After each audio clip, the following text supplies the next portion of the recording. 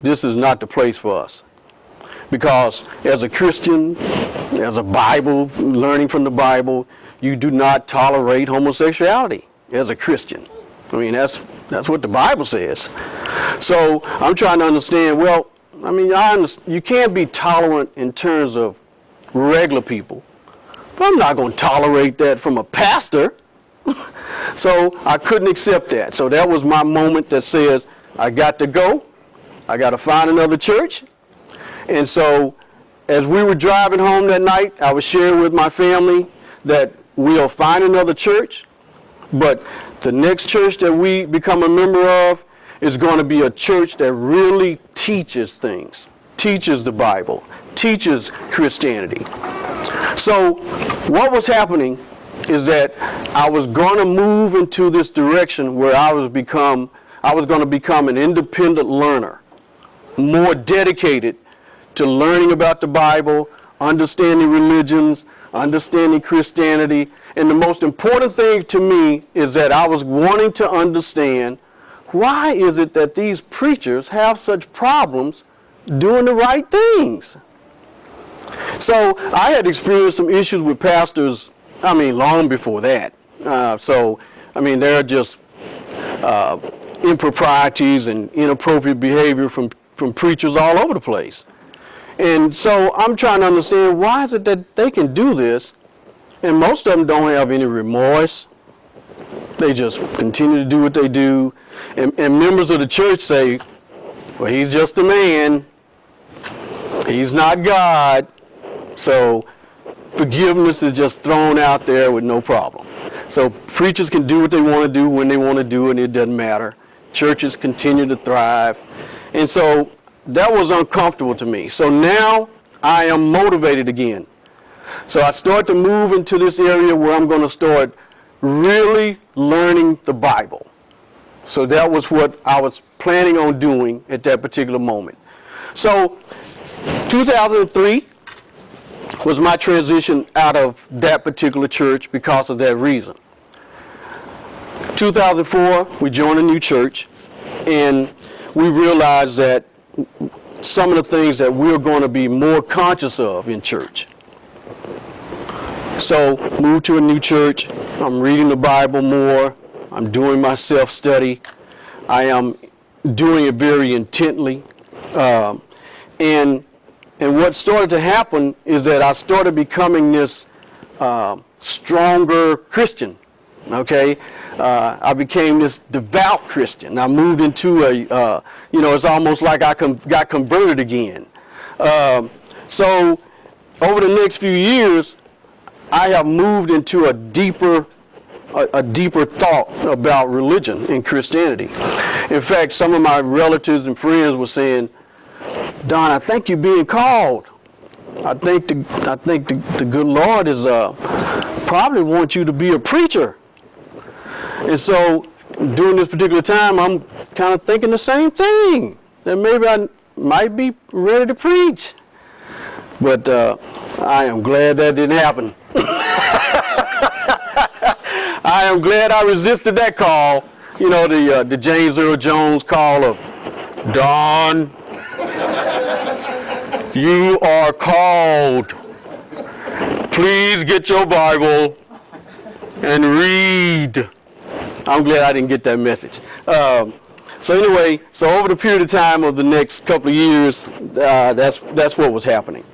And then in 2005, I actually attended a Bible college. And so I did that because I wanted to kind of get a technical side of how to study the Bible.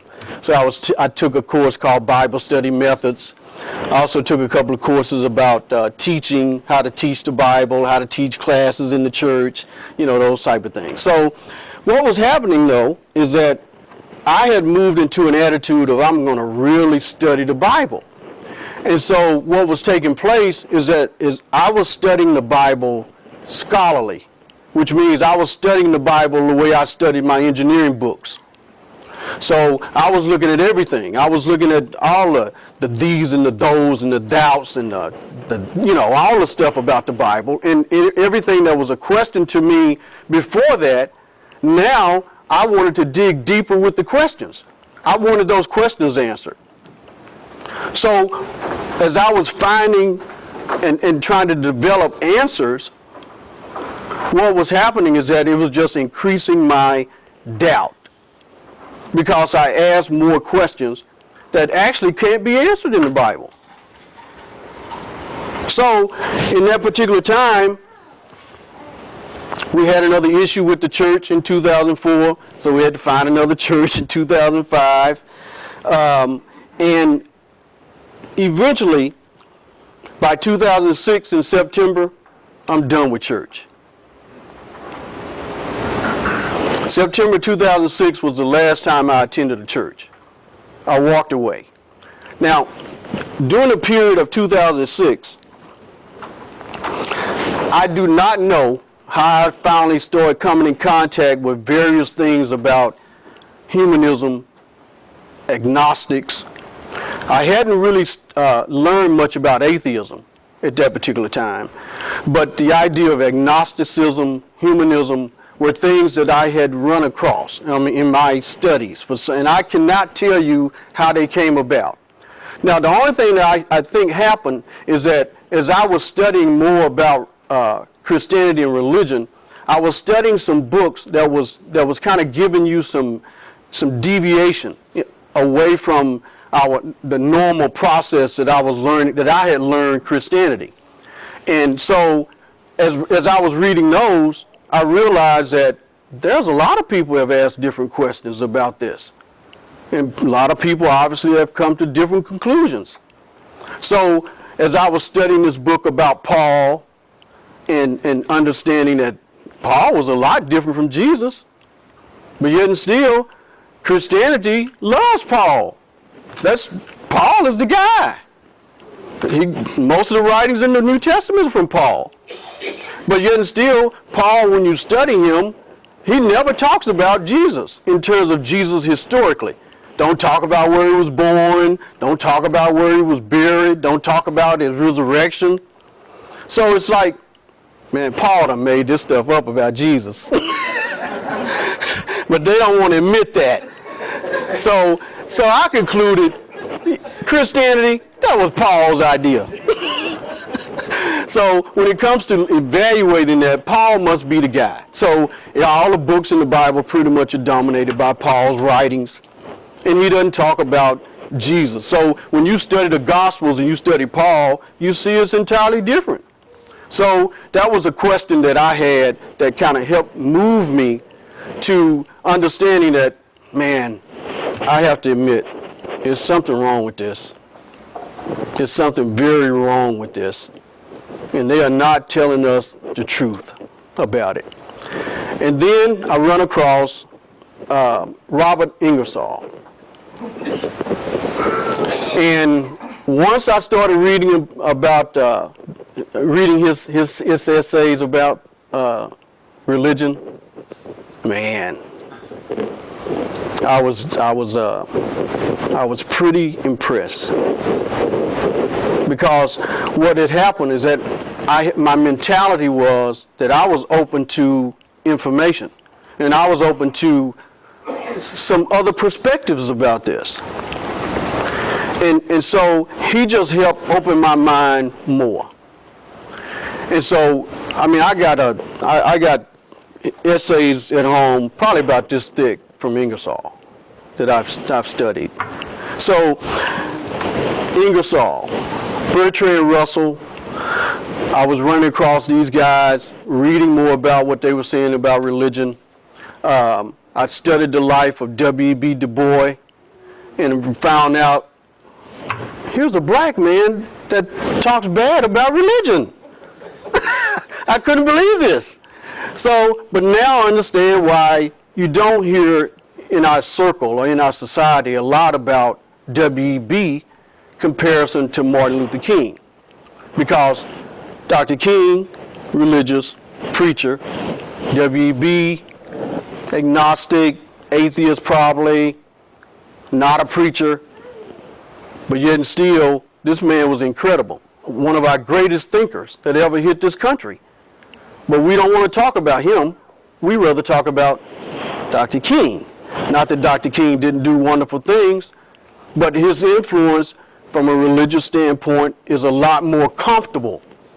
So his message can reside more. It allows us to accept that as truth more so than talking about W.E.B. Du Bois. But there's been some other black people that I've since discovered from the standpoint of non-religious. But W.E.B. was a great source for me because I studied his life, read his autobiography, and understood his messages and how he was able to move away from religion. And so that gave me some comfort. W.E.B. established a true message about why atheism, non-religious perspectives are very relative. And I quote him quite a bit in the book. And I also want you to understand that the way I approached Ingersoll is that the things that he was writing about were so clear to me. I didn't have to, it wasn't much that I had to ponder for it to resonate. I read it and it felt good immediately. But at that particular time, I'm moving away from religion. And I'm feeling good about it. Because what I realized about myself is that when I walked away from the corporate America into my independent company, is that I had more courage than I knew. Once I realized what truth is, once I understood what the facts are, and understood what I'm capable of doing, then you don't really have to depend on what other people think.